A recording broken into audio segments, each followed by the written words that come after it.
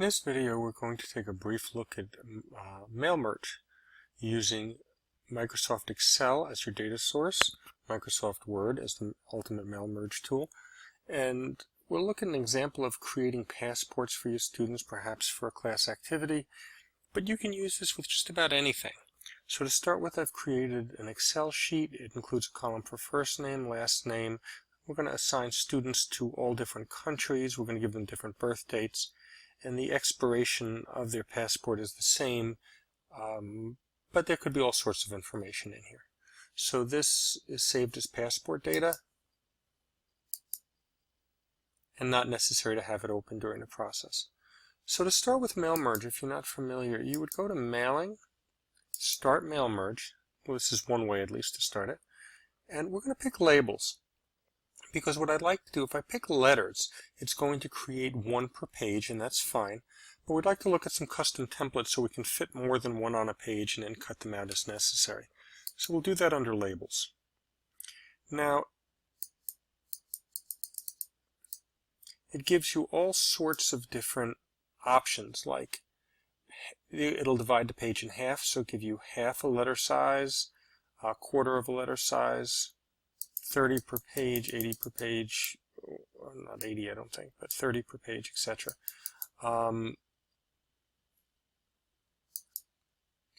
You could also, if you're doing actual mailing labels, you can pick from different manufacturers in here. Avery US Letter would be a very common one for us, and then when you click here it tells you the label information, that the height is 1.5 inches, the width is 1.5. and the page size is 4.6, so this is not a standard size paper. What we're going to do in this particular case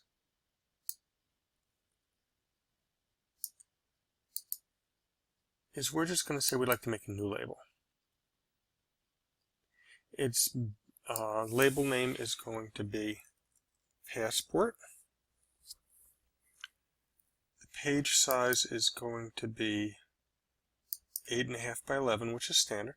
Okay, we've got 11 inches in height, but we have to allow some margins. So let's say we're going to get 3 on a page, and let's call them 3 1/4 inches apiece. So that's 9 3/4. That leaves us 1 1/4 inches, which basically leaves us 5/8, which is 0.625 for a top margin. Now we're going to put our label height in as 3.25, so that should, if calculations are correct, use up the page. And now we've got 8.5 inches in width. And let's say that my passport should be 5.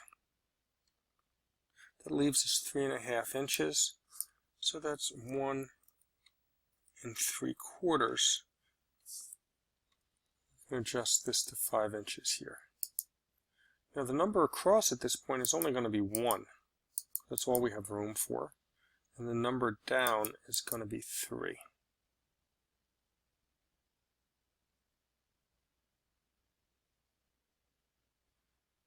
Okay, so top and side margins, label height, label width.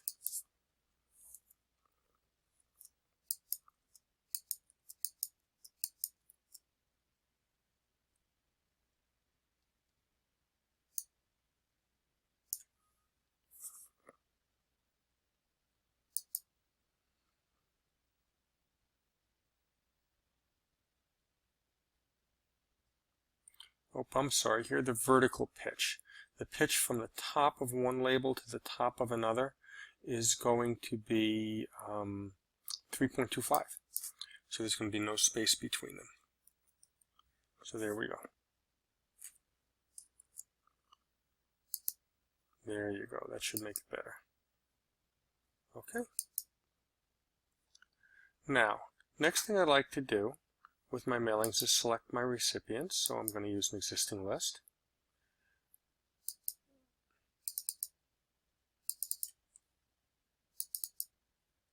There it is. And there's only one sheet in there that has data, so it's going to give me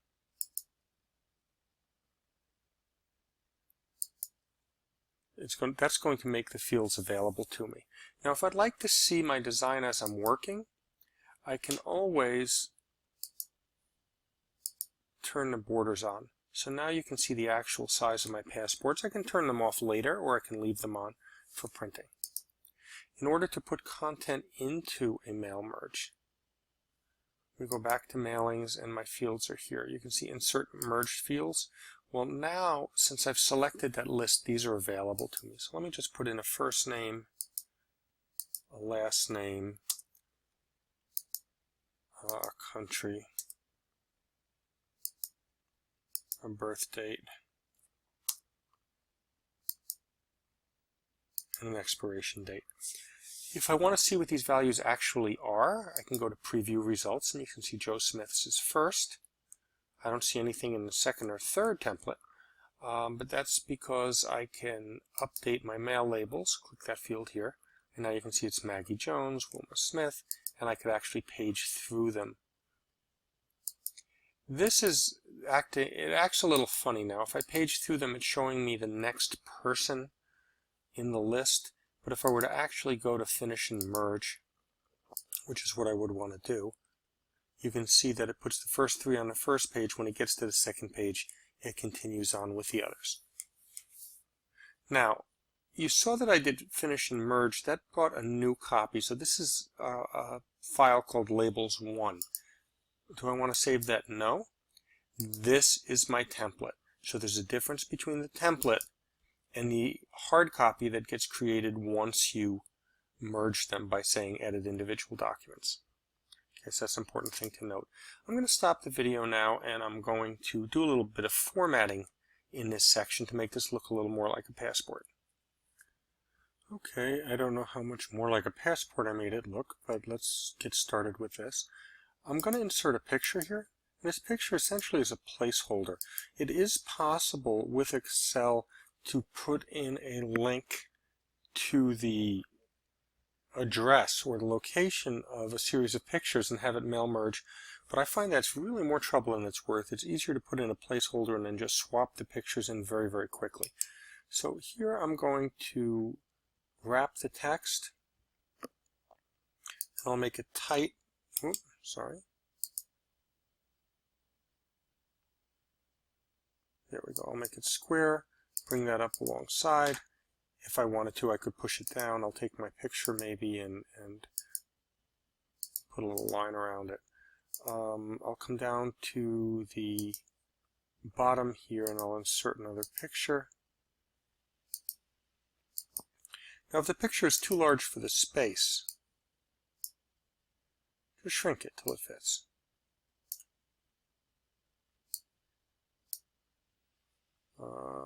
As usual, you can put some spacing above objects and certainly align them. So there we go. Not too fancy, but you get the idea. Okay, from here you'll see that that doesn't exist on the other passports, but if I go back to mailings and update the fields,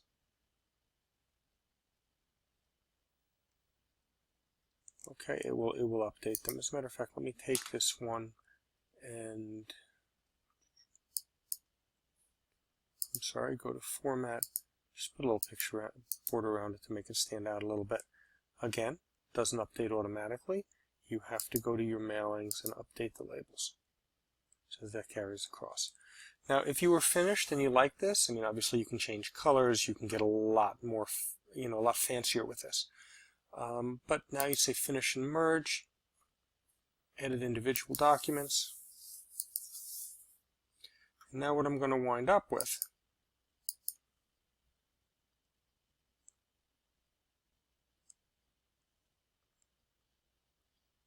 is a series of passports for all the students that were in that list. Now, that being the case, you probably want to swap out the pictures, and that's easy enough. You just cut one and paste the other. As I said, that's probably the fastest and easiest way to do it. And you can use this for all sorts of things. You can use this for certificates of completion. The sky's the limit. Use your creativity and be able to use mail merge for a number of different things in the classroom.